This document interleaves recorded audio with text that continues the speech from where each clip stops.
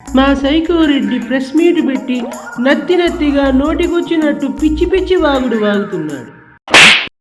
తిరుమల పరకామణి చోరీ చిన్నదంట. దేవుడి దగ్గర దొంగతనం చిన్నదేమిటి పెద్దదేమిటి? పెద్దదంటే మా జగ్లక్ల వేల కోట్ల రూపాయల చోరీయేనా? $9 అంటే 800 చిల్లరుంటుంది. అది కూడా 72,000 అంటున్నాడు.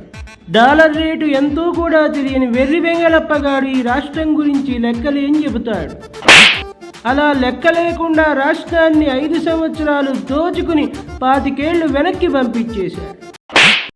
ఈ సైకో రెడ్డి మామూలు వాడు కాదు.